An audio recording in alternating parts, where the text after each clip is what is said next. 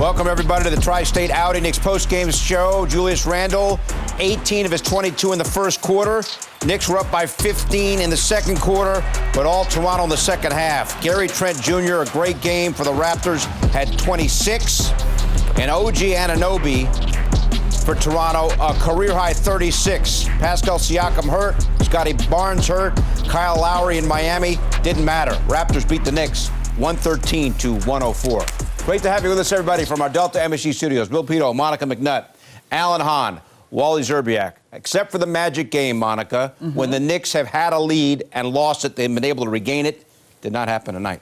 Okay, so we've seen this team flirt with these large losses or large leads and then giving them away. So this is something that's not familiar. Well, that is relatively familiar. But I think when this happened, 15-point lead in the second quarter against a very good Toronto Raptors squad. I know we were going back and forth about what their numbers say they shoot from three, but I watched that Indiana Pacers game, and they were coming into this one with confidence. They were spraying the ball around. They were finding one another. And ultimately today, to me, that transition point stands out. 21-3 compared to the Knicks. So those are just easy momentum baskets. And all the rest of the stats, to me, translate from energy from then on. Energy. Harder working team, which when you're home, that should never be said about your opponent. But we've seen this trend, and we've been talking about it, Wally. This has been a little bit of a trend. They've been getting away with it. It bit them today because this is a game that started out easy. You and I were in the building. The place is rocking. They're knocking down 3-7 of their first 12. Looked like it was going to be easy. What did they get up to 15 at one point? And we were watching it to see if they could build on the lead. But as we've seen, they get a lead and they give it back. And then what you also saw was Nick Nurse has this Toronto Raptors team. Stars, no stars, doesn't matter. Working hard. OG Anunoby, he came into this game and said, this is what a star looks like. This is what you do. You walk in the building, you play like this. Yes, he did. And let's not forget, Knicks are atop the Eastern Conference. They're 5-1. So teams are looking at that like, Target's on you. Target's on the Knicks now. Target's on Julius Randle right now. He was second team All-NBA last year, and OG Anunoby looked right at Julius Randle and said, okay, you had a nice first quarter, but then he shut him down the rest of the game. And some of the shots that he was making, incredible shot making by Anunoby. You know, Fred VanVleet has a lot of pride. You know that guy's going to defend. You know that guy's going to compete. And I said it. The Knicks are going to have to go out there and earn this victory if they want to get this win. And they're not, because the Raptors aren't going to hand it to them. Raptors went out and got this win. Big-time win on the road for the Raptors. The third quarter, three-point shooting. Toronto, Allen, made 7 threes. He outscored the Knicks in the third quarter, 38-22. 7 threes alone for the Raptors made. 7 of 14. 7 of 14, which is, you talk about just they got hot. And they started off ice cold. They were 1 for 7 to start. As I mentioned, the Knicks were 7 of 12 to start. So two teams going in different directions. But while you said it, this league, man, right? This league, man. Like, you look at these shots just walking into threes. Fast break. Yeah, I'm just going to pull up from here. Like, this is a different game than even when you played. Like, it's just a different game now, man. And the teams take threes, you get back into game threes, you build leads on threes, and you're never out of a game because of threes. And that third quarter was all about the three-point shot. I tell you what does put you out of a game, though. Defense. Yeah. Because I'm not going to flip the switch now. In the pregame, I said shooter shoot to get hot, shooter shoot to stay hot. So I'm not mad at a team going cold if shooting the three is your signature. However, you cannot allow somebody to come in your house and just walk into threes that way. To me, the defensive intensity, and again, I'll just use the word energy for the night. The Toronto Raptors are a squad that is, 3 years removed from a championship?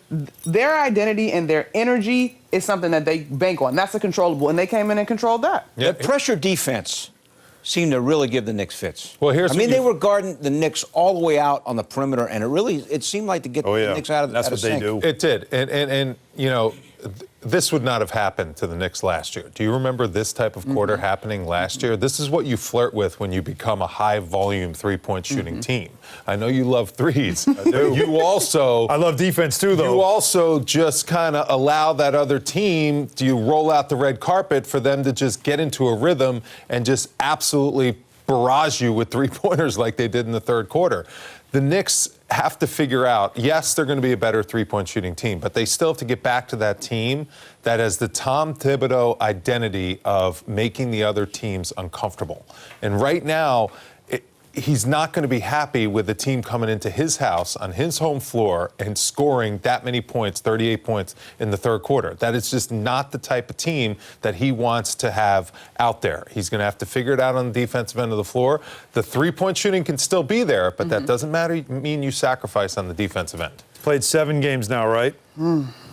There's 4 games of the 7 over 110 points. I was just about to say the pace. And I made a just kind of a joking comment that after the game in New Orleans, Tom Thibodeau spent a lot of his postgame talking about offense and everything that the offense has done. I said, it's amazing. They gave up 117 points, and he's not talking defense. And that's his staple. That's his thing. Yeah. I wonder if defense is going to suddenly become a big part of the conversation with this team now going forward. All right, here's a question. Last year they averaged 33s a game, Wally. If that number now is in the 40s, right? Can you defend? Is it possible to defend if you're going to be taking that many threes? Of course. Why does one have to do the other? It doesn't have Because it anything to quickens do up with the pace, It right? does You made quicken the up point pace. that it gets the other team in a rhythm, more of a potentially. rhythm, yes, because they get more possessions, they get long rebounds that allows a shooter to kind of calibrate quicker, and they're not uncomfortable because their threes don't come as spaced out. They get more rhythm threes, quicker, and that's what happened in that third quarter. So it's going to be a little bit of a balance because the Knicks have shooters that they want to get into rhythm on the offensive end of the floor, but at the same time, you better watch out because if you miss those threes, it'll turn on you quick on the other end. And so, because we're going to go high risk, high reward in terms of the opportunity to score threes, you've got to be that much more locked in defensively in terms of find your man, get back, whatever the scheme is to prevent teams from having 21-3 in transition points, right? It's not that you can't shoot. It's not that you have to choose between threes and defense.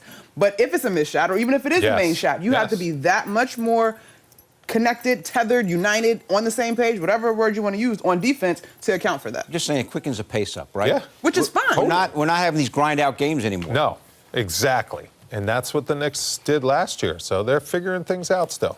All right. Yeah. One thing to point out, RJ Barrett Phenomenal. did have another phenomenal what a game. performance. I mean, a lot of guys were struggling. 27 points on 13 shots. Yeah. I mean, his level of expertise like where he is right now, I don't you? love where he is right now. Do we? But now I'm going back to our conversation a couple pre-games ago. Do we want him featured earlier?